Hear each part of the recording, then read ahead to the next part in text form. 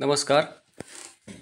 शैक्षणिक वर्ष 2025-26 या वर्षाच्या तुम्हाला सर्व शिक्षक बांधवांना, विद्यार्थ्यांना, पालकांना खूप खूप शुभेच्छा.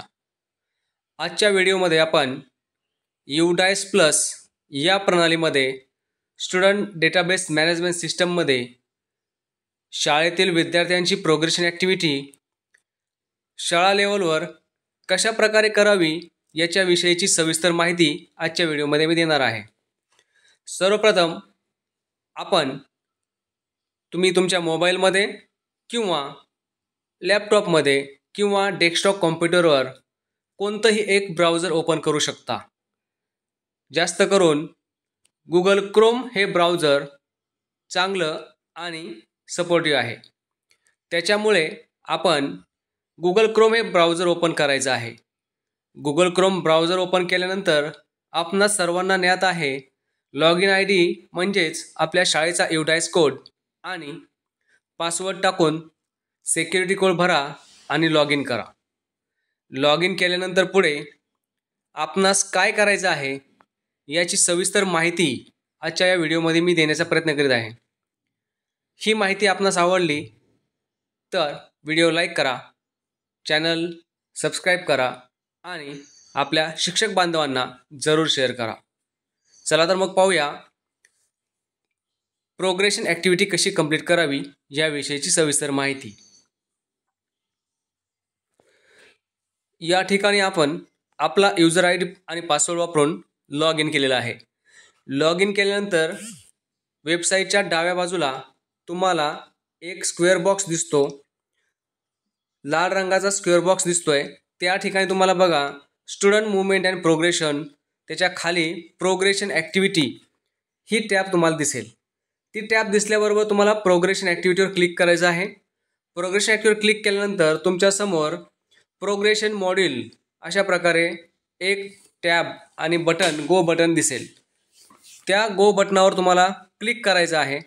गो बटनावर क्लिक केल्यानंतर तुमच्यासमोर 4 ऑप्शन दिसतात. एक progression user manual, view summary, progression summary section wise आणि फायनलाइज प्रोग्रेशन. आता हे चारीपैकी आपल्या कुठल्याही बटनाचं सध्या काम नाही आहे, त्यामुळे आपण गो या बटनावर क्लिक करायचं आहे. गो या बटनावर क्लिक केलं की पुढील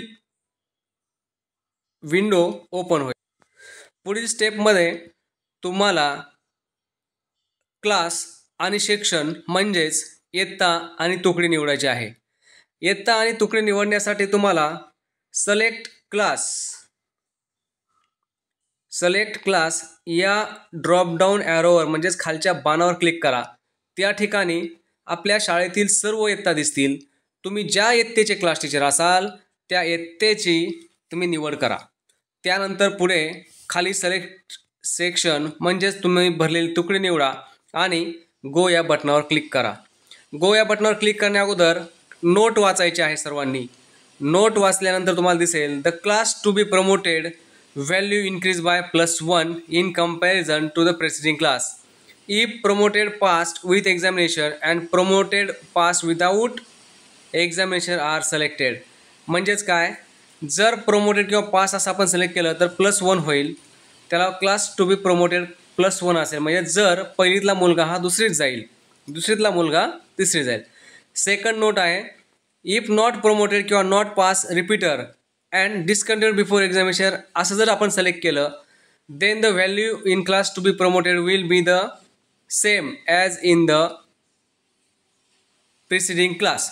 म्हणजेच जर आपण no promoted, not pass, repeater आणि discontinue for examination before examination हे जर ऑप्शन निवडलं तर तो विद्यार्थी आहे त्याच वर्गात राहील. तिसरी नोट आहे after updating and फायनलायझिंग the data for each class and section user should click on the finalise button. आता या ठिकाणी जर बघा प्रत्येक वर्गाचं जेव्हा क्लास आणि सेक्शन अपडेट होईल त्यानंतर user should click on finalise button हे आपल्या शाळेतील सगळे वर्ग कंप्लीट झाल्यानंतर सर्व वर्गांची प्रोग्रेशन ॲक्टिव्हिटी कंप्लीट झाल्यानंतरच आपण फायनलाइज हे बटन दाबणार आहोत. तोपर्यंत हे बटन दाबणार नाहीत. आता पुढे आपण जाऊया. आपण आपला क्लास आणि सेक्शन निवडलेला आहे आणि गो बटन दाबलेलं आहे. गो बटन दाबल्यानंतर या ठिकाणी बघा सॉरी नो रेकॉर्ड फाउंड अशा प्रकारे हे आलेलं आहे. याचं कारण असं आहे त्या ठिकाणी सिलेक्ट क्लास आणि सेक्शन निवडलेलं नाही. आता हे सिलेक्ट स्टेप 3 मध्ये आता बघूया. स्टेप 3 मध्ये तुम्हाला काही डिटेल्स भरायचे आहेत. त्याच्यामध्ये progression status, promoted pass with examination, त्यानंतर not promoted, not pass repeater तुम्हाला सांगितलेलं आहे. प्रोमोटेड पास विदाउट एक्झामिनेशन या ठिकाणी तुम्हाला marks in percentage will be disabled.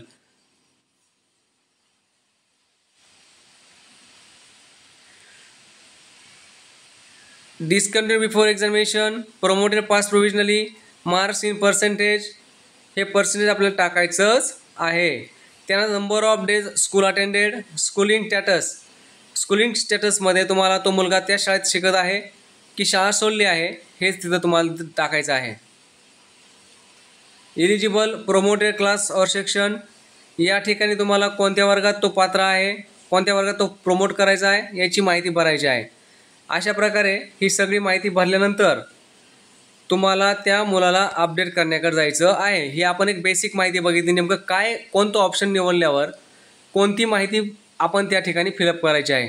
आता या ठिकाणी एक उदाहरणार्थ म्हणून एक क्लास फर्स्ट सेक्शन बी मधला एक विद्यार्थी आपण या ठिकाणी घेतलेला आहे. आता त्याचं नाव इथं अली अहमद आहे. पेन नंबर दिसतो, त्याची gender, date of birth, father's name आणि मदर्स नेम. अशा प्रकारे आपण त्याचं प्रोग्रेशन आणि पूर्ण केलेलं आहे.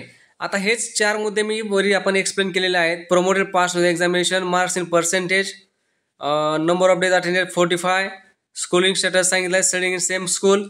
आता हे स्टडिंग स्टेटसमध्ये सेम स्कूल आहे किंवा अदर स्कूल असं त्या ठिकाणी आपल्याला टाकायचं आहे. आता इलिजिबल प्रोमोटेड क्लास म्हणजे कोणत्या क्लासमध्ये त्याला प्रमोट केलं आणि सेक्शन कोणतं आहे ते या ठिकाणी आपल्याला नोट करायचं आहे. आणि स्टेटस त्याचं डन आहे. प्रोग्रेशन कधी केलं ही तारीख दिसते. आता इथं जर आपण अपडेट किंवा करेक्शन करायचं असेल तर ते त्या ठिकाणी टाकू शकतो. अशा प्रकारे आपण आपल्या वर्गातील संपूर्ण विद्यार्थी हे प्रमोट करायचे आहेत. आजचा व्हिडिओ हा प्रमोशन म्हणजेच स्टुडंट प्रोग्रेशन ॲक्टिव्हिटीच्या संदर्भाने होता. म्हणजेच इयत्ता पहिलीतील विद्यार्थ्यांचं प्रमोशन करून कसं करायचं याविषयीची सविस्तर माहिती आजच्या व्हिडिओमध्ये मी देण्याचा प्रयत्न केला आहे. भेटूया अशाच पुढील व्हिडिओमध्ये. तोपर्यंत धन्यवाद.